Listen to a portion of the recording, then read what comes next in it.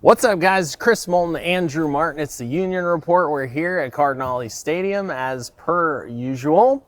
And we have no special guests today, but we're just going to be talking about all things Monterey Bay FC. Of course, coming off a huge Prinks Tires Open Cup match against Oakland. And man, what a thriller that was. Yeah, that was one of my favorite experiences here. I love it when we come out on top, and I love it when we have like a big, loud crowd. So Yeah, I think that's the first thing on the list that we don't have. No paper today, but man, the vibe in the stadium. I just want to talk a little bit about that. I mean, it was Teacher Appreciation Night.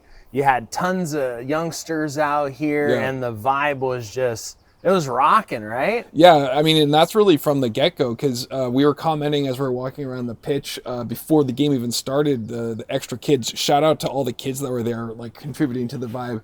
But they were just like totally rocking it. I mean, when NBFC players came out just to kick the ball around a half hour before the game, it was like, you know, like a movie premiere in Hollywood or something. There's people like screaming and like music playing and everything. It was really cool. Definitely. Yeah, cell phones were up taking videos and pictures and lighters, like yeah, exactly. Like we were at a Grateful Dead concert. No. I mean, I always feel like, and the players have told us so many times, like they feed off of our energy. And so having the crowd be, you know, just involved and energized, I feel like it was like the 12th man, you know what I mean? Oh, absolutely. I specifically actually heard from two different players after the game how much they really enjoyed the crowd and like what the vibe was. So that's something that we just really strive to bring like every single match here. Yeah, and it really, I was so encouraged. We had over in S1, man, like I think all the kids from the schools that had come, you know, to cheer on their teachers and all that stuff, they're in my section, and man, they were just going crazy. We just posted a video on Instagram earlier today. Just a couple of like 4 or 5 of these boys were just dancing and man, it was so good. It reminded me of playing Orange County last year, which, I mean, that was honestly the last time I felt like the stadium really had a vibe. You know, it was like rocking, and so yeah, I mean, it was just tons of families, tons of kids, and it's just a reminder of like what a great venue this is to get out with like your friends and your kids and your family and have like a good time. So definitely. No, I mean, I feel like they just like minted probably 60 new lifetime Monterey Bay FC fans in one game because of just the play on the pitch matched with the energy of the stadium. You know, it's infectious, man. And so that was so cool to me. And I couldn't in good conscience start a podcast without talking about that, man. No, I mean, that's the atmosphere that I think we always strive for here. And that was by far the best atmosphere we've had this season at a game, and I'm really looking forward to hopefully being many more of those in 2026 and beyond. Yeah, it's always good to get that first W out of the way. And so Prinks Tire Cup, we're in, you know, a good spot now. You know, I'm not sure exactly. I know we play Boise, or if you're from Boise, I think you call it Boise. In the Prinks Tire Cup. We probably are going to play like a Sacramento, probably Orange County is my guess. The people, and Spokane Zephyr, I think, is the teams in our group. So I'm super excited about that. I hope we can take this cup play and kind of translate it over into league play. What are your thoughts there? Yeah, I thought in particular the second half of the match, we really gelled together as well as we have all season. I know that we had 20 shots on goal, which was a really high number for us. I think on the other side of that, we are still not quite there in terms of putting it all together, having some missed opportunities. We had, I believe, 6 or 7 of those 20 shots were blocked. So I think players are still pressing a little bit when they get the ball, up close to the net. It doesn't always necessarily mean to shoot because there's going to be other opportunities. It's just taking that like extra beat or making that extra pass. But the play was like really encouraging, and it wasn't just 1 or 2 players. It was really across the roster, although, several players like really stood out to me in terms of the effort, but it was awesome to see. Yeah, no, there was definitely, and shout out to Oakland's goalkeeper, man. He had one stop that I was like, oh, bro, maybe I can find the clip and put it in the video right now. But man, I felt like, I didn't look at the numbers on FOTMob, but I felt like we were controlling most of that match. Yeah. It just, He had McIntosh, that's the Oakland goalkeeper. He had a FOTMob rating of over 9. Wow. Just to give you a... Yeah, that's massive. Yeah. Like, they don't just hand those things out. Right. And so, but yeah, I felt like we were in control. We definitely, like, you could see we were playing more of a possession-based game, which is our style, I guess, but we hadn't been doing that. It seemed like most of the season up to that point, for a possession-based team, we weren't winning the possession battle, and I'm going to look right now. We were at 46% possession for the game. I don't know how it's split up between halves, but I would dare say that the second half we held possession for the majority of the time. Who needs FOTMob when you have Andrew Mob? I'm going to look it up just so we have some, like, maybe we can just break it down over the halves, but let's see here. Yeah, 46, let's see. Oh, so it looks like they did have a slight advantage in possession. But again, I think that it was really a tale of 2 halves. We were competitive in the first half, but I think that the second half we really were showing ourselves above and beyond what Oakland was doing on the pitch. So yeah, and so that was encouraging to me. Now you mentioned, and we talked off camera, but you mentioned some key players you thought really went above and beyond. Would you like to start that conversation? Yeah, one player I want to shout out just because ever since he went on international duty 3 or 4 weeks ago, Omari Glasgow has been really outstanding the last few weeks. I think he now has an assist in 3 consecutive matches. He's kind of calmed down a little bit in terms of trying to take a shot if he's within 30 yards of the goal. His passing has really ramped up. He had some nice give and goes with Kevin Nagy, and obviously he assisted Elijah Paul for our regulation time goal. It was also nice to see Elijah, our striker, get a little bit more service in the box, because that's really what makes him tick. If you can just get the ball somewhere up there, he'll go get it with his feet, with his head, with his chest, whatever he's going to do. So those 2 guys, I thought really stood out. And then another guy I really wanted to mention was Kelsey Egwu, one of our center backs. He really did double duty. If you look at the numbers, he was like all over the place. Usually we have our center backs play back a little bit. Sometimes they'll press forward, but he was like really pressed forward in that match. I'm going to pull out some of the stats I memorized before we went on camera. He had 9 touches in Oakland's box. Wow. As a center box. Wow. Or center That's back, rather. Crazy. Yeah. He also, completed 5 or 6 passes into the final third. He won all 5 of his aerial duels.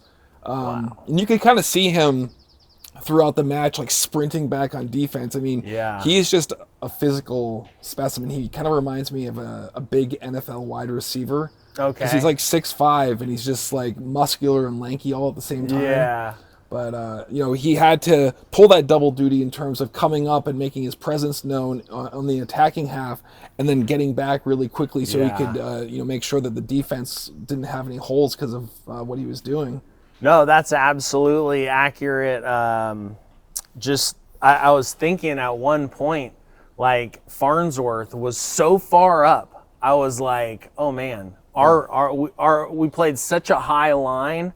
I mean, it's one of those things when everyone's on this side of the center line except the goalie, and if you can sneak one through, there's no offsides for that. So, Right. But I felt like they did really well as a unit, that back line, and yeah, I felt like that pressure, the added pressure of having the back line, having guys that can make a difference like Igu, like Nico Gordon, who, having him back in the lineup, he's asserted himself as well.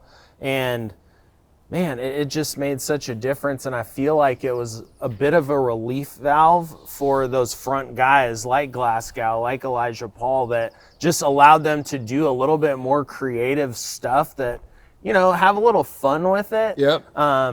And so, yeah, I felt like that really worked well for us. And you're right, Glasgow, man, it's been a real difference. I was admittedly a little frustrated early on just because he was taking, there'd be like 3 guys in front of him and he'd take them on, which, hey, kudos to you. Like, no disrespect there. But I always felt like there was maybe another pass that was available that could have furthered our offense at that moment. But it seems like he's starting to make that extra pass. He's starting to make the extra pass, and I don't know if it was him or not, but I remember like at least once the ball just rolling like straight through the box, unabated, right in front of the face of the goal. No one was there to get it, but just having that available, because if someone, 9 out of 10 times maybe someone's never there, but that 10th time someone's there, they get a clean look, a clean boot on the ball, and man, you can do some damage. So yeah, I was really encouraged, like all around, just by the overall play that we saw. And again, Nakamura, he was, to me, again, I don't know how he graded out, but he seemed just like the quiet, like almost unnoticeable. I'm going to check now. Yeah. I'm going to check. If I recall, everyone in the starting lineup graded out good to like really good. Okay, There was no one that put in a poor effort. So he played 77 minutes. He was 81% accurate passes. And I just love how he's always looking to get that ball forward. He's not a backwards passer. Yeah, 75% on the accurate long balls for him. And so not many ground duels. He's more of a facilitator by nature anyways. So, but good numbers for him, and just having someone consistent, like I likened him to a Moby Fair earlier on in the season when he had first arrived, just because sometimes he flies under the radar, which isn't a bad thing when you're putting up numbers like that. You know what I mean? Right. And it gives opportunity for guys like Sebastian Lletget, like Nagy, like Glasgow, just to do their thing. Yeah. And so that was awesome. Yeah, the quality on the pitch was really obvious to me. Even guys that may not have scored, like a Nagy, seeing some of the plays he made with his size and athleticism, you can only imagine what that's going to possibly translate into down the road. Glasgow showing his quality. Lletget obviously brings, nearly 20 years of like super high quality. Yeah. And just keeping in mind that so many of these guys are young. Egu is 22. Yeah. And he looked like a freaking stud out there. Yep. So to me, like in particular, he was showing exactly, I think, what Oliver Weiss was seeing when he was like, let's bring him into the club. Someone that can play both sides of the ball, even though he's a center back, and have that freakish athleticism that can really disrupt things. That's right. And one guy I can't not mention who I feel is such a difference maker for this squad, Wesley Leggett. He came in off the bench, and immediately, there was one point we were just like, he's so fast, dude. It looked like people were standing still, and they're trying to run with him right down the near line here, the near touch line to where the south side of the stadium is, and he didn't get the pass, but man, he's so fast. And with him coming in, and again, I didn't look at the numbers here because that's his department, but from when he came in, no more than 6 or 7 minutes, and we scored that goal. And so Yeah, he injects energy. He really does, and man, just such a polished player. And some of those runs were just crazy, the speed, because I mean he was just like blowing by guys that were running full speed. It actually reminded me of the moment like 20 or so years ago in the NFL, kind of a famous moment where Champ Bailey of the Denver Broncos picked up a ball and ran it back like 90 something yards, and the New England Patriots tight end Ben Watson chased him down from across the field, even though Bailey was like one of the fastest players in the NFL. I just saw that every time with Leggett, like just like going down the field so fast. He's got an extra gear. Yeah, no, absolutely. He's just one of those guys, and whether you use him as a super sub or you start him, he's going to give max effort. Right. And what those runs did was it pulled a defender off, right? Maybe it was just a decoy run. We don't know, but it took a defender with him, and it definitely got a second defender out of position. And I dare say it also impacts your teammates, because if you see one guy, going like 100 miles an hour down the field, not that the other guys are like lagging, but they're going to be like, well, I better catch up. I don't want to look bad. Yeah, exactly. Oh, this is going to be on national TV. I'm going to look like a snail. Yeah. And not Turbo the racing snail. But yeah, man, so that was definitely encouraging. I was glad to see Belmar Joseph get in there. Another guy that I feel like that's just, I don't even know how to put it, like just ready to literally explode. Like, I feel like he's just on the cusp. He was one of our penalty takers, and so. And he's 20. Yeah. So keeping with that young vibe we have with the club. And he's got such size, man. I'm not a little dude, but like when you see these guys, man, like standing right there, you're like, wow. Like these are Igwu, Nico Gordon, Belmar, Joseph. I mean, some of these dudes are they're big, man. And so even Najee, like when we first were out here watching them warm up, we were like 3 feet away from him. And he's listed at 6'3". Yeah. And he's all of 6'3" for sure, with no spikes, you know what I mean? So what else, man? What else? Well, we could look into the future. We have another match coming up this weekend. Yeah, it's a Sunday afternoon match, right? And that's first, 2,000 people get a free lightsaber, I think. And why are they getting a lightsaber? Because it's May the 4th be with you day, Star Wars night, yeah.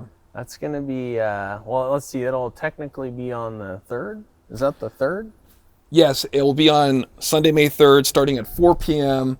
It'll be celebrating technically May the 4th, but it's also technically Star Wars night. Yeah. In the past, a lot of fans have shown up in costume. I'm no longer allowed to wear my Princess Leia get up, but he's gone more like in the Jabba the Hutt direction. Yeah. Just kidding. I love you, man. There's no need to buy any extra accessories for that.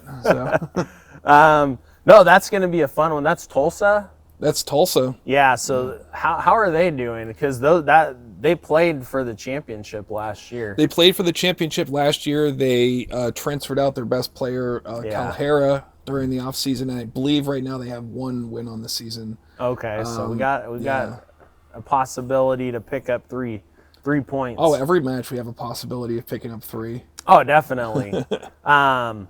So that will be a fun one. I think that you guys should come out, especially a Sunday afternoon. I'm expecting a good crowd. Yeah, I think the weather is actually supposed to be pretty similar to this, and the fact that it's at 4 will be nice because, everyone will be on their way home by 6:30. Yep, exactly. And you already probably had dinner because you ate at the stadium. We got tons of great vendors out here. Always want to give a shout out, Nacho Business, Alvarado Street Brewery, let's see, Kleinfeld Barbecue, Our Truck is out here. Who else? Ivan's, of course. I just wanted him to say it. The Monster Baked Potatoes? Yeah. Churros? Churros, then yes. we have some folks out front as well. Yes, I can't There's think. kettle corn. Yes. There's the coffee. Is it Coffee Gaucho? Or Coffee Cowboy?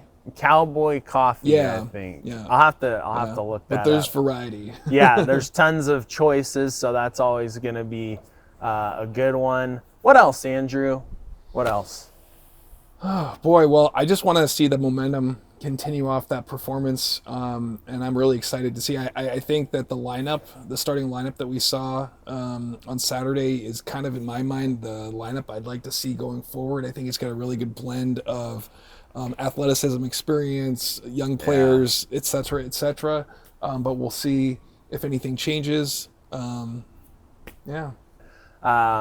Jordan Stewart released by the club, unofficially, officially, whatever you want to call it. What are your thoughts, Andrew Martin?